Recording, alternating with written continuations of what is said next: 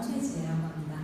오늘 학술 세션에서 굉장히 많은 주제들을 준비해 주셨는데 저는 조금 더 세부적으로 정책 브랜드라는 것에 초점을 두어서 도시 브랜드를 향상시키기 위해서 이 정책 브랜드를 어떻게 관리하면 될까에 초점을 좀 맞춰서 연구를 진행해 보게 되었습니다. 이 정책이라는 것은 사실 도시 브랜드의 한 부분이라고 볼 수 있는데 이 정책이 사실 어떻게 보면 문화나 혹은 뭐 관광, 복지 여러 가지의 도시의 다양한 요소들을 좀 더 나은 방향으로 가기 위한 하나의 실천적인 기제로서 작용할 수 있기 때문에 도시 브랜드의 인식을 높이기 위해서는 어떻게 보면 우리가 기업에서는 제품들을 잘 만들어야 한다라고 얘기를 하지만 도시 브랜드에서는 제품을 만들 수가 없기 때문에 제품이 아닌 어떻게 보면 정책, 사람들을 어떻게 하면 좀 더 나은 사회에 살 수 있게 할 수 있을까? 라는 식의 제품으로서의 정책을 하나의 도시 브랜드의 그 인식을 높이기 위한 기제로서 발전시켜야 한다라는 생각을 하게 되면서 연구를 시작하게 되었습니다. 그래서 보시면 사실상 실무상에서는 이 정책 브랜드라는 용어를 굉장히 많이 사용을 하고 있습니다. 공공 영역에서 이 브랜드라는 개념을 도입을 하기 시작하면서 여러분들이 많이 들어오셨겠지만 국가 브랜드, 도시 브랜드 여러 분야에서 브랜드라는 개념이 도입이 되었고 따라서 정책에서도 이제 브랜딩을 해야 한다라는 움직임이 많이 발생을 하면서 여러분들 보시다시피 정말 많은 브랜드들이 탄생을 하게 되었어요. 그런데 사실상 사람들이 인식하고 있는 진짜로 사람들이 이거에 대해서 알고 있다라고 할 수 있는 정책 브랜드는 몇이나 될까라고 생각을 해봤을 때는 굉장히 의문이 든다라고 생각을 할 수밖에 없는 것 같습니다. 말씀드렸다시피 시티 브랜드라는 도시를 형성하는 여러 가지 요소가 있지만 제가 말씀드렸다시피 정책이라는 것은 IT, 투자, 그리고 관광, 그리고 산업 여러 가지를 더 좋은 방향으로 이끌어갈 수 있는 유기적으로 연결시켜줄 수 있는 하나의 행복적인 기제로 작용을 할 수 있기 때문에 도시 브랜드의 합의 개념이지만 사실상 가장 잘 관리를 해야 되는 영역이다라고 생각을 할 수 있을 것 같습니다. 그렇기 때문에 이 도시 브랜드라는 것을 인식을 제고하기 위해서는 이 정책 브랜드라는 것이 사실상의 지렛대 역할을 할 수 있지 않을까라는 생각을 해보게 되었는데요. 따라서 이 폴리시 브랜드라는 정책 브랜드라는 이것이 좀 더 지속적이고 차별화된 도시 브랜드 인식을 심어주는데 하나의 첫 걸음, 시작이 될 수 있다는 것을 여러분들께 말씀을 드리고 싶었습니다. 아까도 말씀드렸지만 첫 번째 보셨던 것처럼 여러 가지 정책 브랜드들이 있지만 여러분들이 보시기에 처음 봤다라고 하시는 것들이 굉장히 많았을 것 같아요. 2013년도에 실제로 이제 정부에서 정책 브랜드에 대한 국민들의 인식 조사를 해봤더니 보시다시피 인지도와 선호도 여러 가지 점수를 10점 만점인데 정말 안타깝게도 인지도는 4.5점의 평균치를 보이는 것을 알 수가 있었습니다. 정말 신기한 건 선호도가 더 높다라는 거거든요. 그래서 이렇게 보면 사실 우리 브랜드라는 것의 자산에 있어서 가장 첫 번째 출발점이 인지도라고 얘기를 하는데 이 브랜드를 모르는데 이 브랜드를 선호하는 것이 있을 수가 없는 일이잖아요. 근데 이상하게도 선호도는 5.5라는 것이 나와 있어요. 그래서 제가 생각했을 때는 이 정책에 대해 사실상 알지 못했지만 설문을 하면서 이 정책이 굉장히 좋은 것이구나라고 해서 선호도를 조금 더 높게 주지 않았을까라는 생각을 해봤어요. 어쨌든 인지도라는 것은 정책 브랜드 혹은 브랜드 자산에 있어서 가장 첫 걸음이라고 할 수 있는데 여기서 두 가지의 문제점을 볼 수가 있어요. 첫 번째로는 이제 인지도랑 선호도 이 두 가지로만 정책 브랜드를 측정을 했다라는 점이죠. 굉장히 단순하게. 그리고 두 번째로는 인지도라는 것이 굉장히 낮다라는 거기 때문에 여기 굉장히 제가 중량을 해놓긴 했지만 정말 많은 문화체육관광부에 많은 정책들이 있었거든요. 이 모든 정책들이 사실 가장 낮은 점수는 2.99 인지도가 그리고 가장 높은 것은 6.60에 이르는 그래서 사실상 소비자, 그러니까 국민들에게 정책 브랜드가 과연 인식이 되고 있을까라는 것에 굉장히 회의감이 든다라고 얘기를 할 수 있습니다. 그래서 그게 왜 그럴까라고 생각을 해봤는데 먼저 첫 번째로는 이제 저는 이게 학술적인 연구를 하는 사람으로서 반성을 했던 것은 정책 브랜드라는 것이 이제 실무에서 많이 쓰이고 있지만 학술적으로 아직 연구가 제대로 체계가 잡히지 못했다는 점 그렇기 때문에 이게 갑자기 실무에 적용이 되려고 하다 보니까 이런 착오가 많이 일어나는 것 같습니다. 그래서 보시면 서울시도 이런 식으로 서울시 정책 브랜드들을 이렇게 평가하는 시스템을 가지고 있는데요. 두 가지에서 이제 평가를 하고 있는 것을 알 수가 있어요. 첫 번째로는 네이밍이고 두 번째로는 로고라는 것을 알 수가 있습니다. 그래서 여기서도 마찬가지로 드러나는 문제점은 브랜드라는 것은 사실 시민들이 가지고 있는 다양한 연상 작용, 다양한 연상 이미지, 총체적인 그런 무형적인 자산을 관리하는 것인데 너무나도 1차원적인 브랜드 네이밍이나 브랜드에 대한 그 로고의 디자인 이런 것에 너무 집착을 하고 있는 것이 아닌가 서울시 관계자분들이 계시지만 왠지 죄송하지만 그런 생각이 들었어요. 그래서 브랜드라는 것을 관리하는 것을 조금 더 우리가 학술적으로도 체계적으로 좀 브랜드 연구의 필요가 있지 않을까라는 생각을 하게 되었습니다. 실질적으로 정부의 정책에 대해서도 사실 굉장히 단순한 만족도나 혹은 인지도, 선호도 이렇게 단편적으로 조사를 하고 있는 것을 알 수가 있거든요.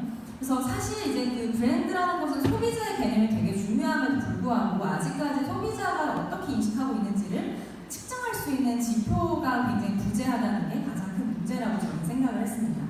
그래서 결국에는 장기적으로 이 브랜드를 관리하기 위해서는 먼저 측정이 필요할 것이고, 그리고 지금 사실 정책이라는 것이 어떻게 보면 정치적인 것과 연관이 되어 있기 때문에 행정적인 성과, 혹은 단기적인 어떤 그런 단기성 홍보 캠페인 이런 것들이 치중되어 있다는 생각들이 많이 들었어요. 그렇기 때문에 지금 이 단기적인 성과, 뭐 어떤 공모전이라든지 캠페인 이런 것을 집착할 것이 아니라 전반적인 국민들의 인식이 어떻게 이루어지고 있는지를 측정하고 장기적으로 관리할 수 있는 시스템을 나가야 된다는 생각을 하게 되었습니다. 그래서 결국 이제 브랜드를 관리한다는 것은 우리가 뭐 가장 많이 이야기하는 것은 장기적으로 우리가 바라봐야 된다는 얘기들을 많이 하거든요. 마찬가지로 정책 브랜드도 이렇게 브랜드 엘리먼츠라고 보이는 우리가 슬로건이나 로고, 네이밍 여기에만 지금 치중되어 있다는 거죠. 그래서 이것이 아니라 결국에는 이 정책 커뮤니케이션 그리고 소비자들이 어떻게 인식하고 있는지까지 모든 것들을 감안해서 시행할 수 있는 정책 브랜드 자산 관리 요소들이 필요해질 것이다라는 이야기들을 하고 싶었습니다. 그래서 결국에 정책 브랜드라는 것은 굉장히 어떻게 보면 공공 브랜드도 마찬가지겠죠. 특수한 상황이라고 생각을 해요. 기업 브랜드의 이 개념을 공공 영역에 가져왔기 때문에 어떻게 보면 좀 상충하는 그런 부분들도 있을 거라고 생각을 합니다. 가장 중요한 것은 이제 소비자 영역이다라는 것인데요. 브랜드에 있어서 가장 중요한 것은 소비자의 인식적인 측면이기 때문에 정책 브랜드도 마찬가지로 소비자의 인식을 측정하고 관리하는 것이 중요하다는 것이고, 두 번째로는 공공 영역이기 때문에 결국에는 이 공공성, 공익적인 가치 이런 것들을 실현할 수 있는 부분도 함께 고민을 해야 한다는 거죠. 그래서 그냥 경쟁, 어떻게 보면 이제 브랜드에서 얘기하는 것, 사적인 브랜드에서 얘기하는 것은 경쟁적인 우위를 정한다라는 얘기를 하고 있는데, 사실 정책 브랜드에서 뭔가 우리가 어떤 정책이 다른 정책보다 더욱더 경쟁적인 우위를 차지한다는 건 말이 될 수가 없죠. 하지만 결과적으로 소비자들의 머릿속에 차별적인 인식을 심어준다는 것은 굉장히 하나의 큰 공통점이라고 생각을 하고 있습니다. 그렇기 때문에 이 두 가지를 접목을 하여서 시민 지향성 그리고 장기적인 공익성, 이거 두 가지를 가지고 갈 수 있는 것이 바로 정책 브랜드의 가장 핵심적인 키워드다라고 생각을 해볼 수 있습니다. 굉장히 저명한 경영학자인 피터 드러커 선생님께서 이런 말씀을 하셨어요. 측정할 수 없으면 관리할 수 없다라는 말씀을 하셨거든요.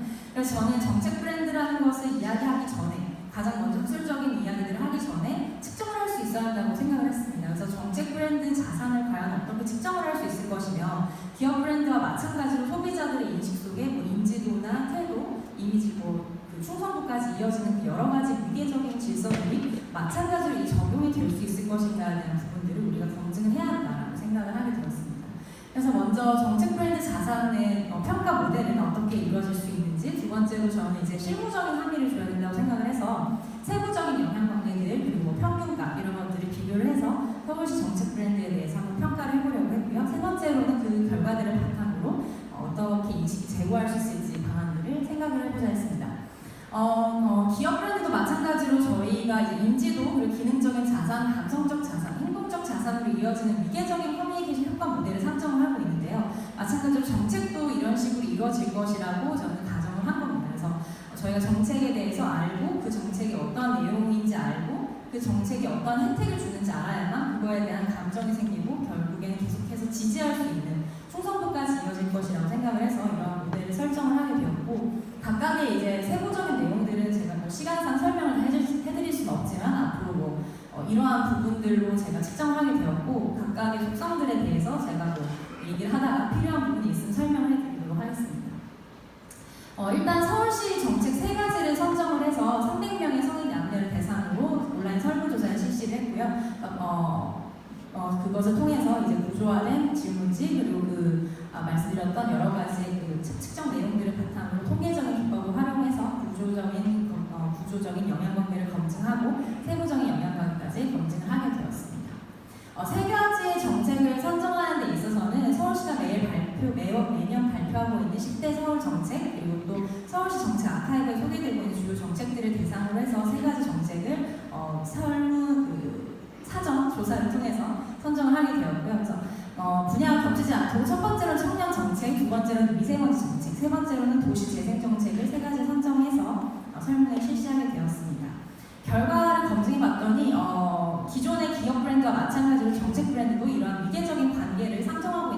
수가 있었는데요. 그렇기 때문에 사실 어떻게 보면 우리가 소통적인 부분, 인지적인 부분, 정책 커뮤니케이션적인 부분이 일차원적으로 굉장히 중요하다는 것을 알 수가 있었고, 그것을 바탕으로 해서 기능적인 자산과 그리고 행동적인 자산까지 이어질 수 있는 그런 위계적인 관계가 정책에도 마찬가지로 적용이 된다는 것을 검증할 수가 있었습니다.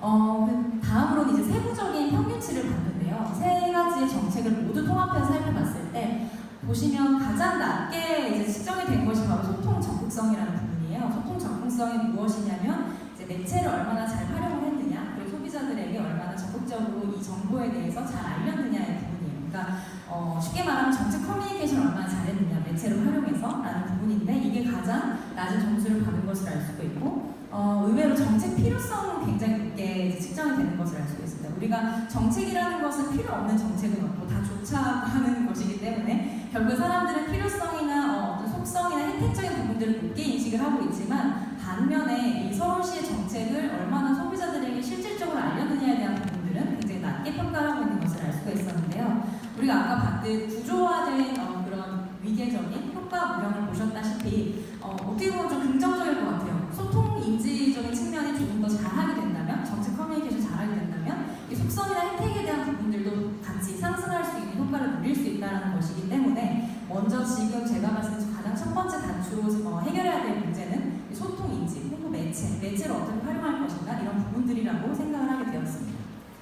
각각의 정책을 살펴봤을 때도 비슷한 상황들이 발생을 했고, 특히 도시대중 정책 같은 경우는 조금 평균적으로 낮은 점수를 받은 것을 알 수가 있었습니다.